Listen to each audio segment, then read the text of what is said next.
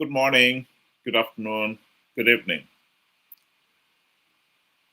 This cartoon, I think, captures the very essence of corruption in Zimbabwe, where the ordinary people find that at the end of the tap, all they get is a drop.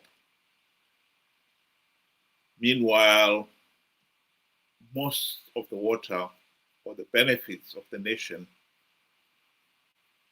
have been leaked out by the corrupt ruling elite.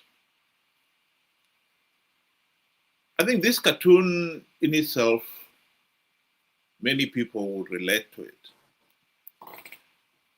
What I found really interesting, however, is that Senator JZ Timba of Triple C should use it in an article in which he was portraying himself and calling for the defense of Section 328 of the Constitution, protecting the term limits from backdoor amendments. Whether you change the length or the limit for the incumbent, the effect is the same, extending the rule.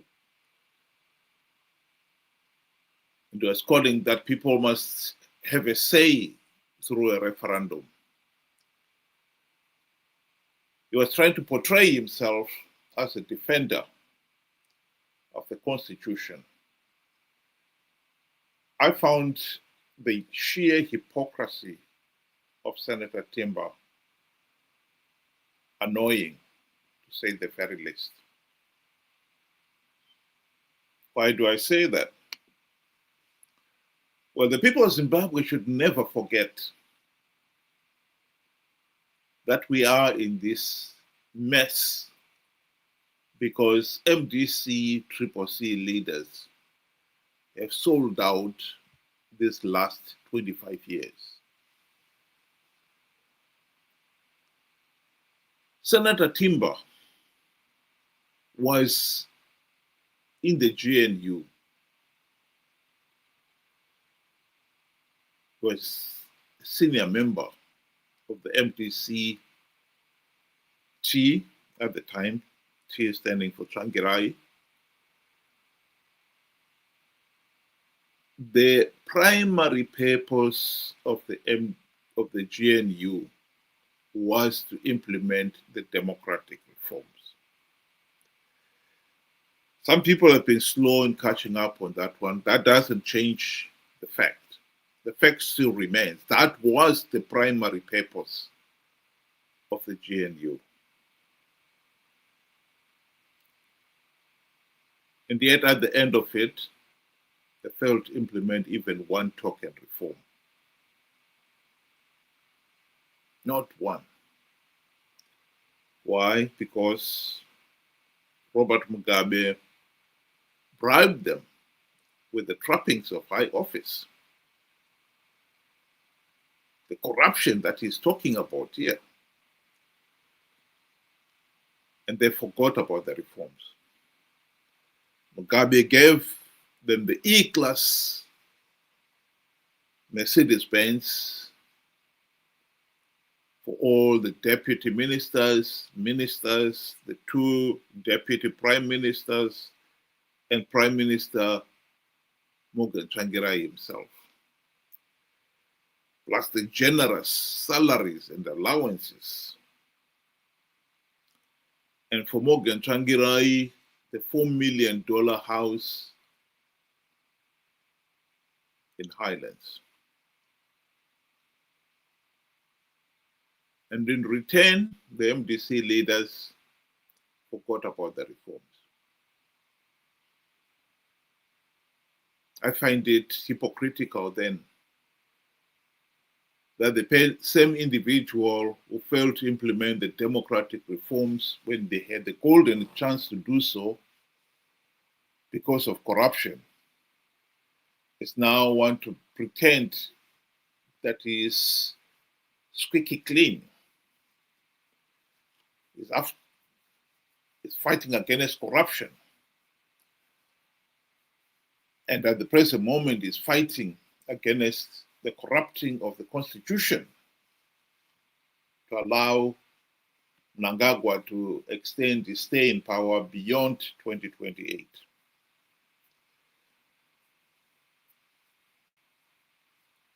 The other important thing here is after the GNU debacle, MDC-CCC leaders have participated in flawed elections, knowing fully well that the process is flawed, knowing fully well that by participating, they'll be giving Zanu PF legitimacy. And yet, they've continued to participate out of greed. Pure and simple. This is what David Coulthard admitted in his book.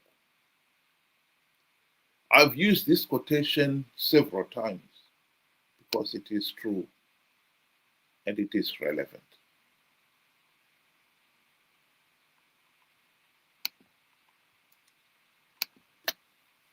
The people of Zimbabwe cannot keep on pretending that the opposition, MDC-CCC, are fighting in their corner, because they are not.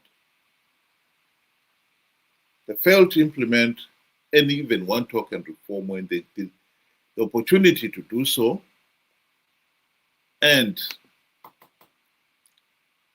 they've been participating in flawed elections to give the Zanu PF legitimacy.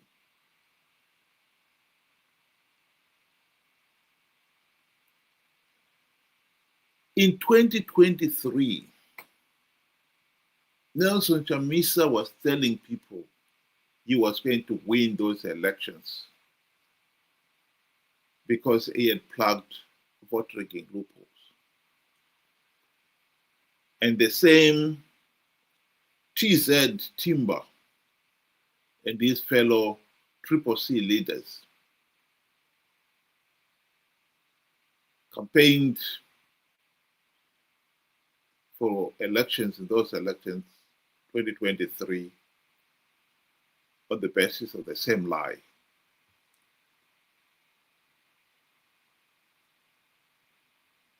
They knew they were conning people to participate in a flawed process, which will only give Zanu PF legitimacy. They cannot deny it. They knew it. They participated. Here is Nelson Chamisa just a few weeks or days before the elections, insisting that CCC was going to win big, and he is forming the cabinet. Makorokoto Zimbabwe nokuti hakuna munhu anomira kana denga raronga plan. Denga raronga plan, denga harifoiri. Plan yaMwari haifoiri. Ini ndatanga kugadzira cabinet. There is no way we are not going to form a new cabinet. There is no way we are not going to have a celebration. There is no way we are not going to have an inauguration. Let's start preparing for our inauguration. Let's start preparing for our celebration.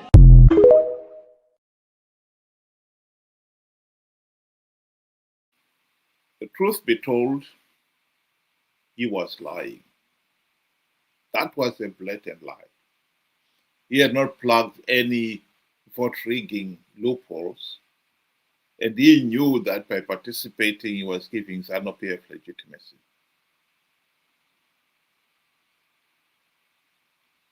Senator Timba and his colleagues in CCC, they all knew he was lying.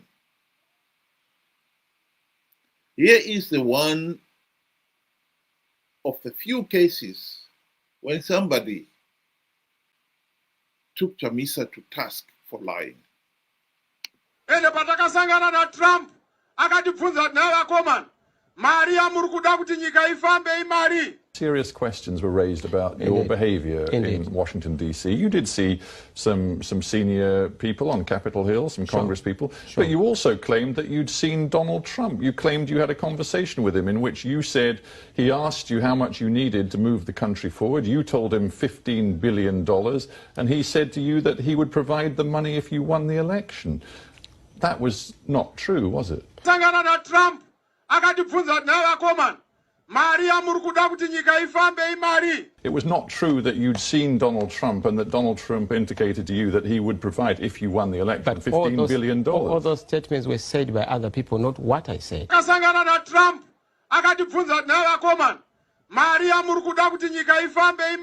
Well, no, because there is a video which shows you at a rally in January back home in Zimbabwe saying that Donald Trump had pretty much promised you $15 billion. To be clear, because some people in Zimbabwe are still confused, you're now telling me you did not meet Donald Trump. We did not.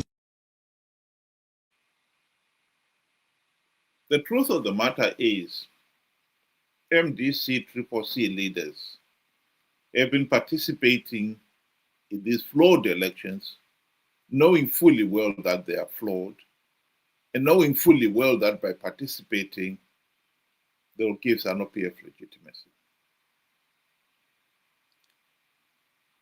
Senator Timba and his fellow CCC leaders participated in 2023 knowing all those facts.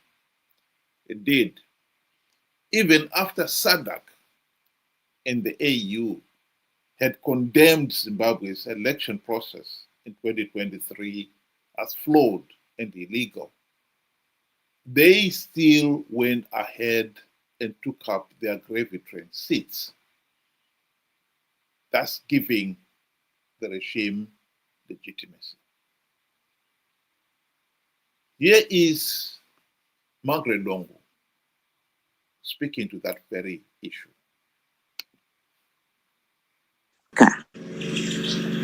You know, politics is not a business. This is what I want to remind most of our MPs and other people. Do you think they look at it as a business? Yes, they look at it as a business. Because they look at it as a business, seriously. Because the moment they go, business and employment creation, because if they go to parliament, you are employed. You get a car, you get a stable salary, and you are paid until your term is over. Already you are employed. If you are out, you are out of employment. If you serve 2 terms, you get a pension? You get a pension. Then already, this is why people kill in politics. They kill to be in parliament. This is why we have violence in this country. Because there is no employment. The only employment which is there is in politics. There is no other outside employment.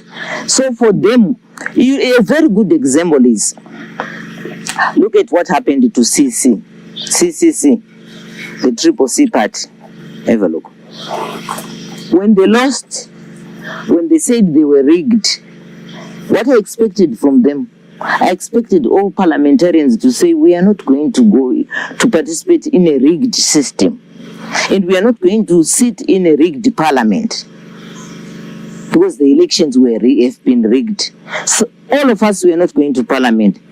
Imagine what could have happened.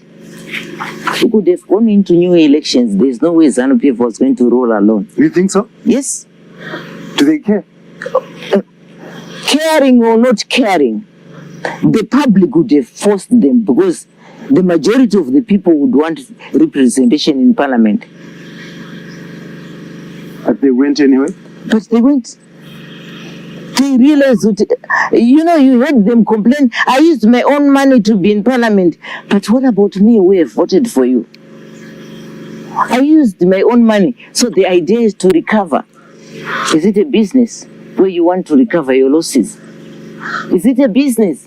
Politics, is it a business where everyone else, when you get in parliament, you want to recover your losses? A good example is now, parliamentarians have been elected. I don't know when we last saw our member of parliament in this area. And some of them, they tell you straight away that we are looking for. Of course, Margaret Longo is right there. The Triple C leaders cannot deny that they participated in flawed elections, knowing fully well that the process is flawed. And even after SADC and the AU told them the process was flawed, they still went ahead and took up their seats. So our friend, Senator JZ Timba, now pretending that he is the champion of the people, fighting to defend the Constitution, I find it to be sheer hypocrisy. He and his colleagues participated in flawed elections to give Zanu PF legitimacy. And now he wants to pretend that he can defend the Constitution. Of course, that's nonsense. Triple C imploded soon after those elections, to the point now where Zanu PF has got 2/3 majority in Parliament, 2/3 majority in the Senate, thanks to those Triple C leaders who have since joined up with Savangu. So for our friend to pretend that he can defend the Constitution is no more than the boastful dog claiming that he can put out the forest fire with his puny dog water. People of Zimbabwe should learn to dismiss people like that with the utter contempt they deserve. Zimbabwe would have been in a different place if MDC Triple C leaders had not sold out during the GNU and they have not been participating in flawed elections to give Zanu PF legitimacy and perpetuate the dictatorship. That message must be hammered home to all Zimbabweans. Because as long as people do not understand that, they will be conned again come 2028.